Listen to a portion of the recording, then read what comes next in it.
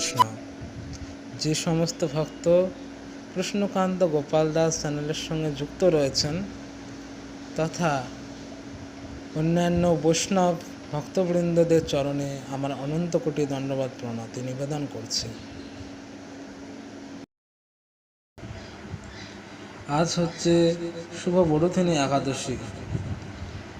বৈশাখ কৃষ্ণপক্ষিয়া বরুথিনী একাদশী ব্রত মাহাত্ম্য ভবিষ্যত্তর পুরাণে যুধিষ্ঠির শ্রীকৃষ্ণ সংবাদে বর্ণনা করা হয়েছে।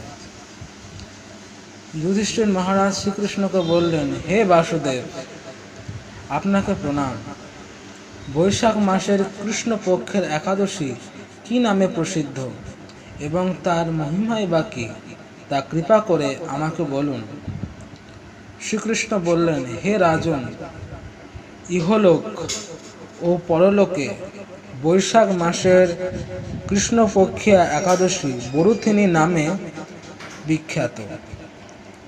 এই ব্রত পালনে সর্বদা সুখ লাভ হয় এবং পাপ ক্ষয় ও সৌভাগ্য প্রাপ্তি হয়। দুর্ভাগা স্ত্রীলোক এই ব্রত পালনে সর্বসৌভাগ্য লাভ করে থাকে। ভক্তি ও মুক্তি প্রদানকারী এই ব্রত সর্বপাপ হরণ এবং গর্ভবাস যন্ত্রণা বিনাশ করে।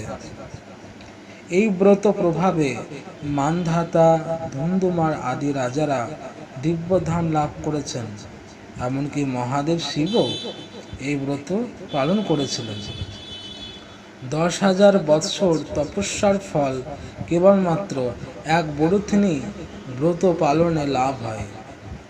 যে শ্রদ্ধাবান ব্যক্তি এই ব্রত পালন করেন তিনি ইহলোকে পরলোকে সমস্ত প্রকার বাঞ্ছিত ফল লাভ করেন।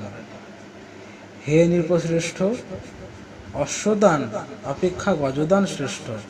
গজদান থেকে ভূমিদান, ভূমিদান থেকে তিলদান, তিলদান থেকে স্বর্ণদান এবং তা অপেক্ষাও অন্নদান শ্রেষ্ঠ। অন্নদানের মতো শ্রেষ্ঠ দান আর নেই।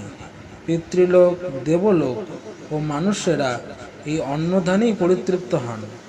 পণ্ডিতেরা কন্যাদানকে অন্নদানের সমান বলে থাকেন। স্বয়ং ভগবান গোদানকে অন্নদানের সমান বলেছেন। আবার এই সমস্ত প্রকার দানের থেকেও বিদ্যাদান শ্রেষ্ঠ।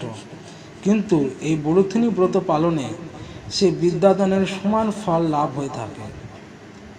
পাপমতী যে সমস্ত মানুষ করুণার উপার্জিত অর্থে জীবন ধারণ করে, পুণ্যক্ষয়ে তাদের নরক যাতনা ভোগ করতে হয়। তাই কখনো কন্যার উপার্জিত অর্থ গ্রহণ করা উচিত নয়। যে ব্যক্তি বিভিন্ন স্বর্ণালঙ্কার সহ কন্যাদান করেন তার পূর্ণের হিসাব সংচিত্রগুপ্ত করতে অসমর্থ হন। কিন্তু বরুথিনী ব্রত পালনকারী কন্যাদান থেকেও বেশি ফল লাভ করে।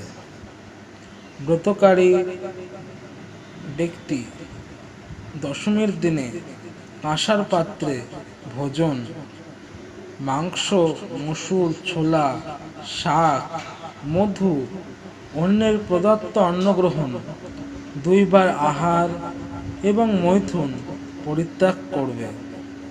দ্রুত ক্রীড়া, নেশাজাতীয় দ্রব্য, দিবানিদ্রা, পরনিন্দা, পরচর্চা, প্রতারণা, চুরি, হিংসা, মৈথুন, ক্রোধ ও মিথ্যা বাক্য একাদশীর দিনে বর্জনীয়।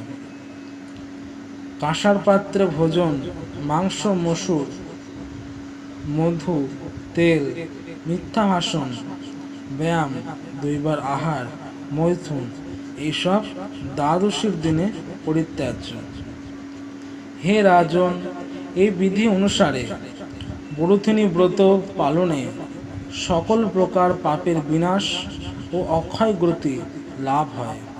যিনি হরিবাসরে রাত্রি জাগরণ করে ভগবান জনার্দনের পূজা করেন তিনি সর্বপাপ মুক্ত হয়ে পরমাগতি প্রাপ্ত হন।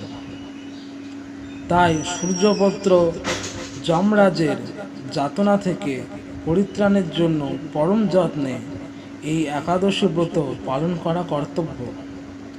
বরুথিনী একাদশী ব্রত কথা শ্রদ্ধা ভরে পাঠ ও শ্রবণ করলে সহস্র গোদানের ফল লাভ হয় এবং সর্বপাপ থেকে মুক্ত হয়ে বিষ্ণু লোকে গতি হয়। হরে কৃষ্ণ কৃষ্ণ কৃষ্ণ হরে হরে, হরে রাম রাম রাম হরে হরে। এখানেই বরুথিনী একাদশী মাহাত্ম্য কথা সমাপ্ত হলো। যে সমস্ত ভক্তরা এই একাদশী ব্রত পালন করছেন তারা বিশেষ সৌভাগ্যবান, আর যারা পালন করছেন না তারা চেষ্টা করবেন একাদশী ব্রত নিয়মিতভাবে পালন করার। হরে কৃষ্ণ।